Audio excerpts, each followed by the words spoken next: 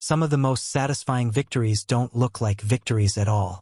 They're not big confrontations, not dramatic scenes, not speeches that leave the room silent in awe. Sometimes they're a single click of a button, done quietly with no witnesses, just you, your laptop, and a tiny grin of satisfaction. I'm not the kind of person who goes looking for petty revenge. Honestly, I've always tried to assume the best about people. If someone seems dismissive or distant, I tell myself they're probably just busy, stressed, or having a rough day. But there's a difference between being busy and being deliberately uninterested in basic courtesy. And it's funny how quickly people's priorities can shift the moment they realize you might be useful to them. This all started when I was planning my next career move. At the time, I was trying to get a better sense of the work culture at a company I'd been eyeing for a while. From the outside, it looked great: modern offices, progressive policies, exciting projects. But everyone knows there's a big gap between the polished recruiting pitch and reality. So I decided to reach out to someone who worked there. He was a senior from my college, someone I'd shared mutual connections with and occasionally seen around campus events. Not a friend, not even much of an acquaintance, just one of those faces you recognize from the department halls. Still, I figured a shared alma mater and a polite tone would be enough to warrant a friendly reply. I sent him a short, professional message on LinkedIn. It wasn't demanding. I asked a couple of questions about the team culture, the work-life balance, and whether he'd recommend the place to someone looking to grow. I ended it with a thank you in advance and told him no rush. I appreciated any insight he had time to share. Then I waited, and waited. For days, nothing. When he finally replied, it was the bare minimum of effort. One-word answers like yes or okay. No elaboration, no warmth, no real acknowledgement that I'd written more than 2 sentences. I remember reading his messages and thinking, well, that was a waste of time. It wasn't that he owed me a detailed response, but it was clear he just couldn't be bothered. He didn't even pretend to care. And that's fine. I moved on. I made other connections, did more research, and eventually decided that company wasn't for me anyway. But I didn't forget. Not because I was offended or heartbroken. More because the interaction was such a perfect example of the transactional way some people treat others, like your value is measured only by what you can do for them in the moment. Months passed. I grew in my own role, expanded my network, and stopped thinking about that one lukewarm conversation. Until the day he reappeared on my radar in the most ironic way possible. I'd almost forgotten about him entirely when I saw his name pop up on my LinkedIn feed. It was one of those posts you see all the time these days. Professional but just a touch desperate. I'm exploring new opportunities. Open to connections and recommendations. Feel free to reach out. The wording was polite, but the subtext was clear. He was looking for work. I stared at that little announcement for longer than I care to admit, because in that moment, I remembered so vividly how small he'd made me feel when I'd reached out months before. It hadn't even been a big ask. I wasn't trying to leverage him for a job or a referral. I just wanted a bit of perspective, maybe a friendly nudge in the right direction. And he'd dismissed me like I was wasting his precious time. But now, things were different. He was no longer the established employee with the insider knowledge and the coveted position. He was the one who needed help. He was the one putting himself out there, hoping anyone would reply.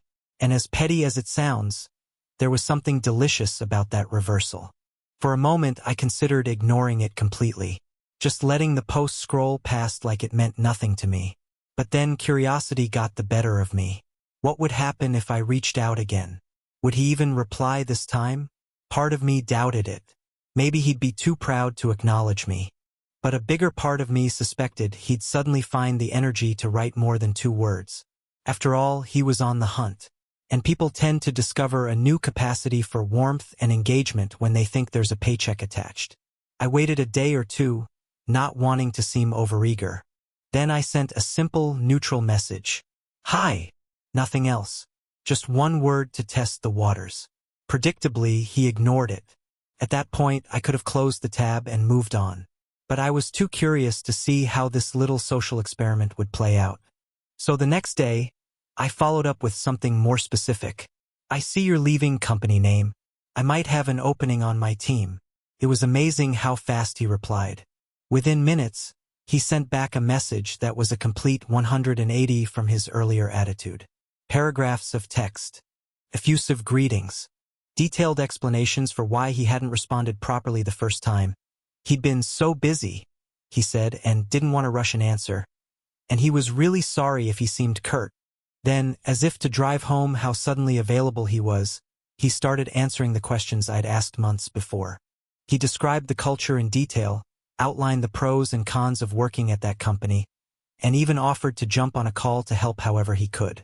I read his messages slowly, savoring the absurdity of it all. Because really, what exactly had changed between then and now? Nothing except the fact that he thought I was in a position to help him. It was so transparent that I almost felt secondhand embarrassment. Almost, but not enough to let the moment pass unacknowledged. It's funny how a single message can change your entire perception of someone. Before, I'd seen him as a little dismissive, maybe self-important, but ultimately just another professional connection who didn't have time for me. Now, watching how fast he transformed from uninterested to overeager, I saw it for what it really was. Transactional. He hadn't replied before because he didn't think I mattered. And now, when he believed I had a job that could benefit him, he was willing to pretend we were old friends. I sat there with my laptop open, rereading his long message. A part of me wondered if maybe I was overthinking it. Maybe he really was just busy before. Maybe he'd grown. But deep down, I knew the truth. He hadn't suddenly discovered kindness or generosity of spirit. He'd discovered desperation. He thought he needed me, and that was the only reason he was showing up now, all charm and contrition. I remembered how it had felt to be on the other end of this equation. How small I'd felt when he'd treated my genuine outreach like an annoyance. I told myself at the time that it didn't matter, that it was just one person being rude, and I shouldn't take it personally. But I had taken it personally. Not because I expected special treatment, but because there's a basic level of courtesy you extend to people who approach you in good faith. Especially when you share a connection, even a tenuous one like a shared alma mater. And he hadn't bothered. But now he was ready to pretend none of that had happened. Ready to hit reset because it suited him. I could have just ignored him again. I could have said I didn't have an opening after all and left it at that. But the idea that felt the most satisfying, the idea that made me smile, was to do something simpler. No rant. No explanation. No acknowledgement of the irony. Just a single action that said everything without me having to say a word. I hovered my cursor over the More menu on LinkedIn. Clicked Block. And that was it. It felt almost anticlimactic how easy it was. But as soon as the confirmation popped up, asterisk, this user has been blocked. Asterisk, I felt a little rush of relief. Not triumph exactly, but a quiet, satisfied closure. Because sometimes the smallest actions are the ones that bring the most peace. And in that moment, I knew I'd made exactly the right choice. The thing about petty revenge is that it often doesn't require elaborate planning. Sometimes, the sweetest victories come from a moment of instinct, backed by months of unacknowledged irritation. I didn't spend hours crafting a clever reply or plotting how to make him feel small. I didn't need to. He'd already told on himself by the way he flipped from dismissive to desperate the second. He thought there was something in it for him. Still, even knowing I was going to block him, I paused for a second before I did it. My cursor hovered over the More button on his LinkedIn profile. I thought about all the times I'd second-guessed my own worth. About the times I'd wondered if I was expecting too much by hoping for basic courtesy. I thought about how he'd probably never given our first interaction a second thought. How to him, it had been just another message he couldn't be bothered to answer properly. And yet here he was, suddenly eager to offer insights and friendship when he needed something. It was almost funny how transparent it all was. I reread his last message, the one full of enthusiasm. Hey, thanks so much for reaching out. I'd be glad to answer any questions you still have. And I'd love to hear about the opening you mentioned. I imagined him on the other side of the screen, checking his notifications every few minutes, waiting for my reply. And I knew in that moment that I wasn't going to dignify it with any response at all. No explanation. No polite decline. Nothing. I took a deep breath, let it out, and clicked Block. The confirmation popped up instantly. This user has been blocked. They will no longer be able to message you or see your content. Just like that, the connection was severed. I closed my laptop with a small, satisfied smile. Some people might say it was petty. But to me, it felt like the perfect, quiet statement. You don't get to treat people like they're invisible until you need them, and then expect them to forget it ever happened.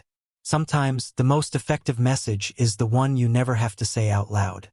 After I clicked block, there was no instant fireworks. No dramatic moment.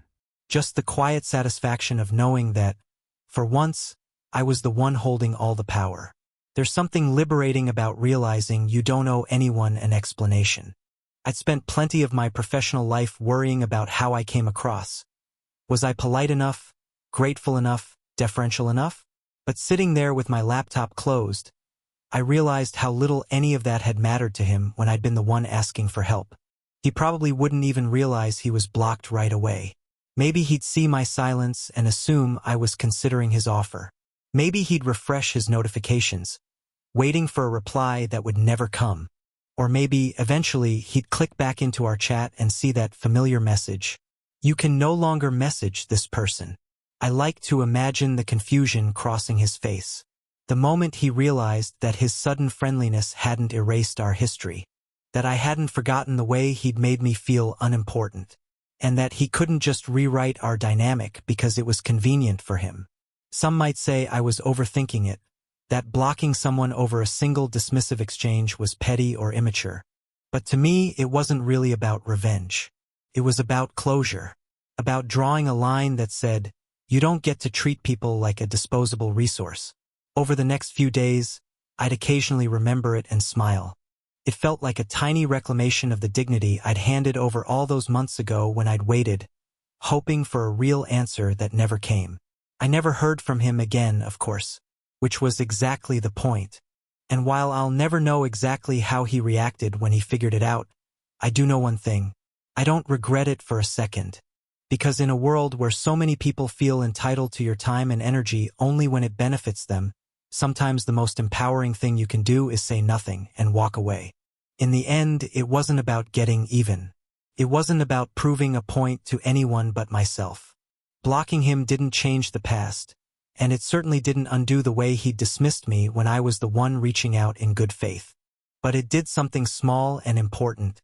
It reminded me that I have agency, that I don't have to engage with people who only see value in me when they're in need, that it's okay to protect my time, my energy, and my self-respect without feeling guilty. I thought back to how I'd felt the first time he ignored me, like maybe I'd overstepped or asked for too much. I'd spent days second-guessing whether I'd worded my message the right way, whether I'd somehow deserved to be brushed off. But seeing how quickly he turned friendly the second he thought there was something to gain, that was all the confirmation I needed. It had never been about me lacking value. It had always been about him deciding who was worth his attention based on what they could do for him. And that's not the kind of person I want in my orbit, professionally or otherwise. So yes, maybe it was petty. Maybe it was a little cold. But as I closed my laptop for the last time on that conversation, I felt something I hadn't expected. Relief. Because sometimes the cleanest closure isn't a confrontation or a grand speech.